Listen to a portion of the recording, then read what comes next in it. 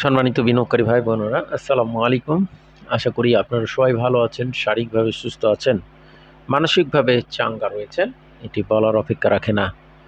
বন্ধুরা, আপনারা জানেন গত 6 দিন পূর্বে আমি বাজার আরম্ভ হওয়ার পূর্বে আপনাদেরকে জানিয়েছিলাম যে বাজার এখন আগুন হবে ইনশাআল্লাহ।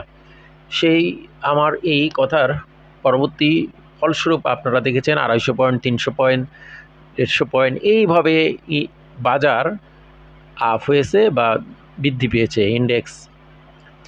এটা শুধুমাত্র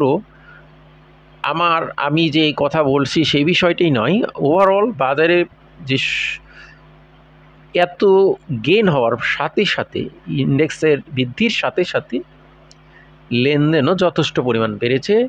এটার মূলে যে বিষয়টি কাজ করছে সেটা হলো বিনিয়োগকারীদের আস্থার লেভেলটা স্বতঃস্ফূর্তভাবে বেড়ে যাওয়া। আপনারা দেখেছেন যে বাজারে 300, 400, 500 কোটি লেনদেন, সেই বাজারে আমরা গত দিন 1600 কোটি টাকা লেনদেন প্লাস দেখেছি।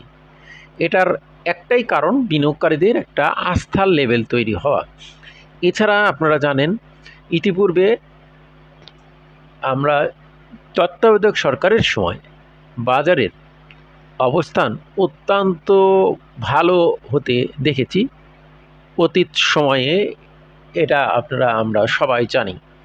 তো বর্তমানে এই যে তত্ত্বাবধায়ক বা অন্তর্বর্তীকালীন সরকারের কার্যক্রম শুরু হয়েছে, এই বিষয়টি নির্ভর করে তার পূর্বেই আমরা বাজারে একটা বড় ধরনের আস্থার প্রতিফলন ঘটতে দেখতে পাচ্ছি, যার ফলশ্রুতিতে আমরা দেখছি বন্ধুরা, এই যে ব্যাংক সেক্টরের বিশাল একটা উত্থান বাজারকে কিন্তু বড় ধরনের ইন্ডেক্স বৃদ্ধির ত্বরান্বিত করছে। আমরা দেখছি যে এই যে 306 পয়েন্ট গত দিনে বৃদ্ধি পেয়েছে, এর মূলে প্রধানত স্ট্রং ফান্ডামেন্টাল জাতীয় শেয়ারগুলো এবং ব্যাংক সেক্টরের শেয়ার বাজারে ভূমিকা রাখছে ইন্ডেক্স বৃদ্ধির। তো বন্ধুরা, আমরা আজকে তেমনই একটি ব্যাংক সেক্টরের শেয়ার নিয়ে আজকে আলোচনা করব। আমরা জানি ব্যাংক সেক্টর একটি ফান্ডামেন্টাল সেক্টর এবং ব্যাংক সেক্টরের প্রায় 99% শেয়ারই স্ট্রং ফান্ডামেন্টাল বেস বহন করে। আমাদের আজকের আলোচনার তেমন একটি শেয়ার, শিরোনাম শেয়ারটির যে ইনকাম এই লেভেল থেকে 19 গুণ বাড়লেও লোন মার্জিন থাকবে। তো বন্ধুরা, আমরা জানি লোন মার্জিন সেটা বিসেকের লেটেস্ট সার্কুলার অনুযায়ী 50 পি পর্যন্ত বলবৎ থাকে যদি সেই শেয়ারটির বিগত 3 বছরে 10% বা তার অধিক ডিভিডেন্ড প্রদান করে থাকে। তো আমরা সেই ধারাবাহিকতার আলোকে আজকে যে ব্যাংকটির আলোচনা করব, সেই ব্যাংকটি হলো গেনারের দিক দিয়ে গত দিন 5 নম্বরে অবস্থান থাকা 22,53,740টি ভলিউম নিয়ে 4 কোটি 38 লাখ টাকার শেয়ার ট্রানজ্যাকশন করে 825টি ট্রেড হয়ে দিন শেষে 1 টাকা 80 পয়সা দাম বেড়ে 19 টাকা 80 পয়সা ক্লোজ প্রাইস ছিল। তো বন্ধুরা, এই যমুনা ব্যাংক শেয়ারটির আমরা প্রথমে ফান্ডামেন্টাল বিষয় দেখব। ব্যাংক সেক্টরের এই ক্যাটাগরির শেয়ারটির পেড আপ ক্যাপিটাল 882 কোটি, মার্কেট ক্যাপিটাল 1746 কোটি 37 লাখ, অথরাইজ ক্যাপিটাল 1500 কোটি, লং টার্মে 1339 কোটি টাকা লোন, শর্ট টার্মে 1339 কোটি এবং রিজার্ভ রয়েছে 1123 কোটি 70 লাখ। 2006-এ লিস্টিং হওয়া ব্যাংক সেক্টরের এই শেয়ারটির 1 বছরের মধ্যে সর্বোচ্চ প্রাইস 23 টাকা 10 পয়সা এবং লোয়েস্ট প্রাইস 16 টাকা 40। আমরা শেয়ারটির যদি ডিসেম্বর ক্লোজিং শেয়ারটির পরিমাণ দেখি, 88 কোটি 20 লাখ ব্যাপক শেয়ার, নেট অ্যাসেট ভ্যালু 27 টাকা 7 পয়সা। এই 27 টাকা 7 পয়সা নেট অ্যাসেট ভ্যালু, শেয়ার প্রতি তাদের ভ্যালু, সেই অনুযায়ী শেয়ারটি আমরা 270 টাকা হলেও শেয়ারটি একটা ভালো ফান্ডামেন্টাল রেশিও বহন করবে ন্যাব অনুযায়ী। এছাড়া শেয়ারটির বর্তমানে ইপিএস 60 টাকা 58 পয়সা, যার ফলে পি রেশিও আছে 2.61, যা খুবই খুবই খুবই চমৎকার এবং সেফটি বিনিয়োগযোগ্য পি এবং লোন মার্জিন বলবৎ রয়েছে। এই যমুনা ব্যাংক শেয়ারটির আমরা আরও উল্লেখযোগ্য বিষয় যদি দেখি, শেয়ারটির 60 টাকা 58 ইপিএস, দ্যাট মিন্স আমাদের আজকের যে আলোচনার শিরোনাম, এই লেভেল থেকে যে ইনকাম শেয়ারটির এই লেভেল থেকে 19 গুণ। বর্তমানে আমরা যদি ধরি 20 টাকা, তাহলে 19 গুণ হলে 380 টাকা হলেও শেয়ারটি লোন মার্জিন থাকবে। কিভাবে?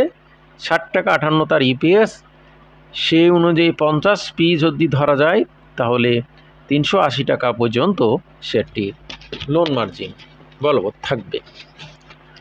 তো বন্ধুরা, আমরা শেয়ারটির ইপিএস ভিত্তিতে যদি দেখি, অ্যানুয়ালে 2 টাকা 91 ছিল, তারপর ফার্স্ট কোয়ার্টারে 2 টাকা 2 হয়ে যাওয়ার ফলে 8 টাকা 8 পয়সার ইপিএসে যা যায়, তারপর সেকেন্ড কোয়ার্টারে ইপিএস কিছুটা কমার ফলে ইপিএস 60 টাকা 58তে ক্যারি করে। ডিভিডেন্ড হিস্ট্রি খুবই চমৎকার। বিগত 3 বছরে 17.5, তারপরে 17.5 এবং 8.5, 26, তারপরে 26, অসাধারণ ডিভিডেন্ড। আমরা 20 টাকা লেভেলের শেয়ারে 26% ডিভিডেন্ড, একটা অসাধারণ ডিভিডেন্ড। টোটাল 88 কোটি 20 লাখ শেয়ার, তাদের নেট অপারেটিং ক্যাশ ফ্লোটা দেখুন 50 টাকা 14 পয়সা, অসাধারণ বিশাল একটা বিষয়। শেয়ার প্রতি 50 টাকা 14 পয়সা তাদের ক্যাশ রয়েছে, ক্যাশ ফ্লো, এটা একটা বিশাল ব্যাপার। এর সাথে ডিভিডেন্ড ইল্ড 8.84, এটাও একটা দারুণ একটা ফান্ডামেন্টাল রেশিও বহন করছে। এই যে শেয়ার প্রতি 50 টাকা 14 পয়সা, তো বন্ধুরা এগুলো একটা বিশাল বিষয়। আমরা জানি ডিভিডেন্ডের পূর্বে এই বিষয়গুলো দেখা হয়। তো শেয়ার প্রতি তারা 50 পয়সা তাদের ক্যাশ ফ্লো আছে, তারা যদি মনে করে 5 টাকা 10 টাকাও ডিভিডেন্ড দিতে পারে শেয়ার প্রতি, এটাও তাদের পক্ষে সম্ভব। তো বন্ধুরা, আমরা এবার এই শেয়ারটির যদি জুন হোল্ডিং পার্সেন্টেজটা দেখি, জুনের 24-এ, বন্ধুরা এই যে শেয়ার প্রতি নেট অপারেটিং ক্যাশ ফ্লো এই 50 টাকা আছে, তার মানেই যে সেগুলো দিবে ডিভিডেন্ড সেটা নয়, এটা একটা অ্যাবিলিটি আছে যে শেয়ার প্রতি তাদের সম্পদ ক্যাশ ফ্লো এটা আছে, এখান থেকে তারা ডিভিডেন্ড দিতে পারবে। তো বন্ধুরা, আমরা জুনের মাসে তাদের হোল্ডিং পার্সেন্টেজ যদি দেখি, ডিরেক্টরের কাছে 45.65, 40 কোটি 26 লাখ, গভর্নমেন্টের কাছে নেই। ইনস্টিটিউট 0.18% বেড়ে 4.99%, 4 কোটি 40, ফরেন কোটায় 0.13%, 11 লাখ, এবং পাবলিকের কাছে 0.11 কমে 49.23%, 43 কোটি 42 লাখ। 43 কোটি 42 লাখ শেয়ার যমুনা ব্যাংকের শেয়ার পাবলিকের কাছে রয়েছে। ওভারঅল ফ্লোটিং শেয়ার 47 কোটি 82 লাখ, ইনস্টিটিউট প্লাস পাবলিক। তো এবং ফরেন 47 কোটি 82 লাখ, 47 কোটি 93 লাখ ওভারঅল ফ্লোটিং শেয়ার। বন্ধুরা, যেহেতু ব্যাংক সেক্টর এবং তাদের শেয়ার সংখ্যা অনেক, আমরা দেখব এভারেজ প্রাইস শেয়ারটির 20 টাকা 90, 300 দিনের মধ্যে সেই লেভেল থেকে অনেক কম। তো শেয়ারটি একরকম বটমই বলা যায়। ম্যাক্সিমাম প্রাইস 23.10, সে লেভেল থেকেও কম। লক্ষ্য করুন শেয়ারটির মিনিমাম প্রাইস 16.40, সেই লেভেল থেকে তেমন একটা বাড়ে নাই। আমরা গত 4 আগস্ট শেয়ারটির একটি স্ট্রং সাপোর্ট ভ্যালু দেখেছি 16 টাকা 50 পয়সা। এই 16 টাকা 50 স্ট্রং সাপোর্ট ভ্যালু। তারপর শেয়ারটি গত 6 আগস্ট 17.30, তারপর 18, এবং গত দিন 19 টাকা 80 সর্বোচ্চ প্রাইস করে হল্টেড হয়েছে। শেয়ারটির লেনদেন বৃদ্ধির পাশাপাশি শেয়ারটির প্রাইস ইনক্রিজ শেয়ারটিকে একটা ভালো অবস্থান তৈরি করেছে। এবার আমাদেরকে এই শেয়ারটি নিয়ে দেখতে হবে তার পূর্ববর্তী ক্লোজ ভ্যালু রেজিস্ট্যান্স ব্রেকআউট করছে কিনা। সেক্ষেত্রে আমাদেরকে প্রথমেই দেখতে হবে শেয়ারটি 20 টাকার ওপরে লেনদেন হচ্ছে কিনা। সেক্ষেত্রে আমাদেরকে 20 টাকা 90 পয়সা, 20 টাকা 80 পয়সায় দুটো ক্লোজ ভ্যালু আছে, 20 টাকা 90 পয়সা আমাদেরকে প্রাথমিকভাবে দেখতে হবে, তারপরে 22 টাকা। এই দুটো ভ্যালু আমাদেরকে দেখতে হবে। যদি এই দুটো ভ্যালু ক্রস করে নতুন ক্লোজ ভ্যালু তৈরি করে তাহলে কিন্তু শেয়ারটির আরও ব্যাপক একটা সম্ভাবনাকেও উড়িয়ে দেওয়া যাবে না। এছাড়া বন্ধুরা আমরা রিসেন্ট টাইমে দেখছি ব্যাংক সেক্টরের একটা ভালো মুভমেন্ট এবং ভালো অবস্থান, সেটা ভিত্তিতে কিন্তু ইন্ডেক্স যথেষ্ট পরিমাণে বেড়েছে। সুতরাং এবং স্ট্রং ফান্ডামেন্টাল শেয়ারগুলোতে পার্টিসিপেশন বাড়ছে, ওভারঅল লেনদেন বাড়ছে। সুতরাং এই সকল ক্ষেত্রে আমরা ফান্ডামেন্টাল শেয়ারগুলোর মুভমেন্ট অবস্থান দেখি।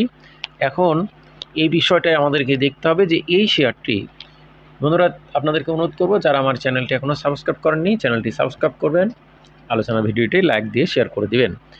তো বন্ধুরা এখন আমাদেরকে দেখতে হবে যে শেয়ারটি তার পূর্ববর্তী ক্লোজ ভ্যালু ক্রস করে নতুন ক্লোজ ভ্যালু করছে কিনা। যদি সেটা করে তাহলে শেয়ারটির পুনরায় আরও একটা ভালো হবার সম্ভাবনাকে উড়িয়ে দেওয়া যাবে না। যদিও শেয়ারটি বর্তমানে একটা ভালো পজিশন রয়েছে, তবুও আমরা যেহেতু বাজারে ব্যাপকভাবে ইন্ডেক্স বৃদ্ধি এবং ব্যাংক সেক্টরের মুভমেন্ট, সুতরাং এই বিষয়গুলো আমাদেরকে খেয়াল রাখতে হবে। অলরেডি শেয়ারটির কিন্তু আমরা দেখছি 16 টাকা 50 থেকে 19 টাকা 80, 3 টাকা 30 পয়সা অলরেডি প্রাইস ইনক্রিজ করছে, এটাও আমাদেরকে খেয়াল রাখতে হবে। তো বন্ধুরা আমাদের এই আলোচনা দেখে কেউ বাই সেলের সিদ্ধান্ত নেবেন না, নিজে জেনে বুঝে নিজ সিদ্ধান্ত নেবেন। আমার এই আলোচনা কাউকে শেয়ারটি প্রলুব্ধ বা উৎসাহিত করার জন্য না, বা কাউকে বাই সেল করার জন্য না। সবাই ভালো থাকুন, গুজবে কান দেবেন না, প্যানিকগ্রস্ত হবেন না, কাউকে প্যানিক করবেন না। আসসালামু আলাইকুম।